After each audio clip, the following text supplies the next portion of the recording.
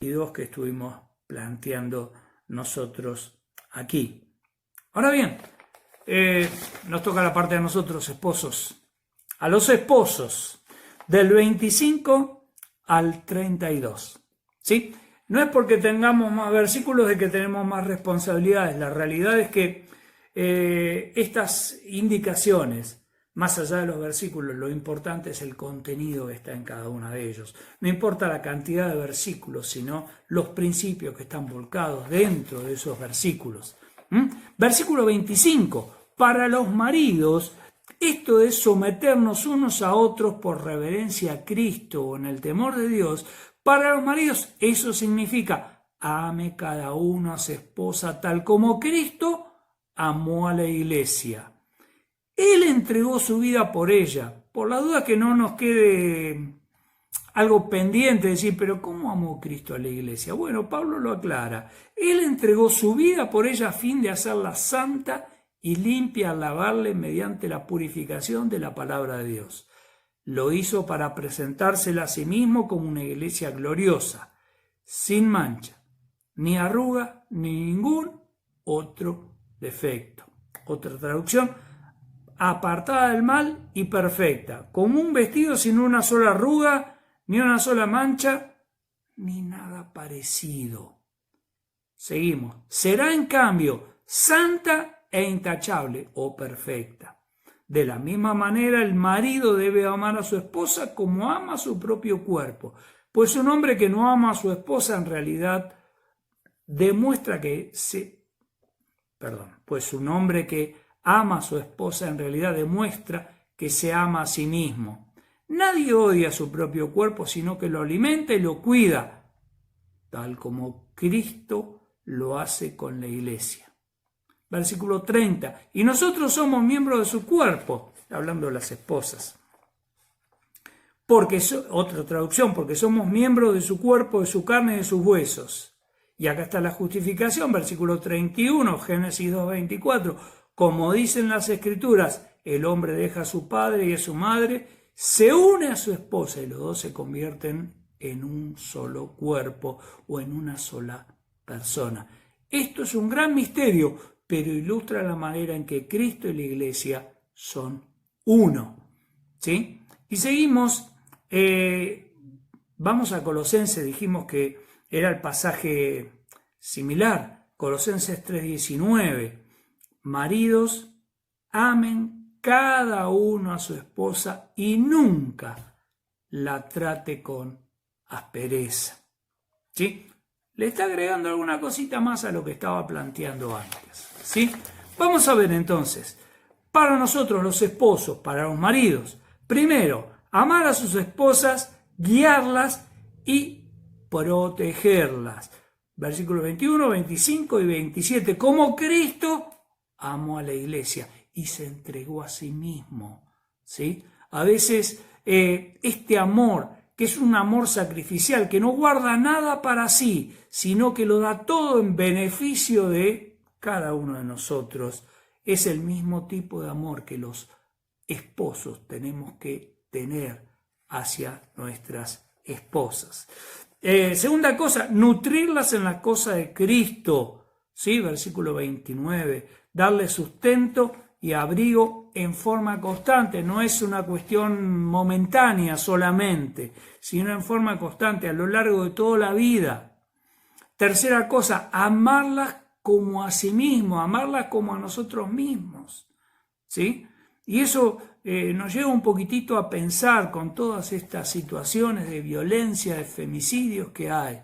¿Sí? ¿Qué pasa con el varón? ¿Qué está pasando con el hombre en esta relación? ¿Sí? No se está amando a sí mismo. De todas maneras, para aquel que dice yo no me amo, entonces no tengo autoridad o no tengo posibilidad de amar a mi esposa como a mí mismo. Jesús nos dio su nuevo mandamiento, el alcance: ámense los unos a los otros como yo los he amado. Entonces no hay excusa planteada en esa situación. Y la justificación para amarnos como nosotros mismos es porque lo que leímos ahí en Génesis, menciona el versículo en Génesis 2:24, somos una sola persona. Ahora bien, siempre en todas estas situaciones que nos plantea acá, lo mismo que no tratarlas con aspereza que menciona en capítulo 3, allí en Colosenses, versículo 19, siempre teniendo como ejemplo la actitud de Cristo por su iglesia. Él se entregó para presentársela a sí mismo como una esposa que no tenga mancha, arruga, ni nada que se le parezca. ¿Sí? Y ahí está hablando de las pequeñas actitudes, ¿sí? Situaciones, circunstancias en las que las manchas tienen sus características, las arrugas tienen sus características, y las cosas parecidas también. Son aquellas cosas que no son ni manchas ni arrugas, ¿sí? Tengamos presente en nuestras relaciones y sepamos cómo trabajarlas. Son temas que dan para mucho más. Vamos a dar un principio general sobre todo esto, ¿sí? Y como resumen viene el versículo 33. Por eso les repito, dice, cada hombre debe amar a su esposa como se ama a sí mismo, y la esposa debe respetar a su marido. A partir de allí, tenemos que tener presente, a la esposa se le pide sumisión y respeto al marido. Al marido se le pide amor y sacrificio por la mujer, ¿sí? Como dijimos antes, el ejemplo de Jesucristo, Él no busca su propio interés, sino el bien en todo sentido de su esposa. En el caso de Cristo es la iglesia, en el caso de la familia es nuestra esposa, ¿sí?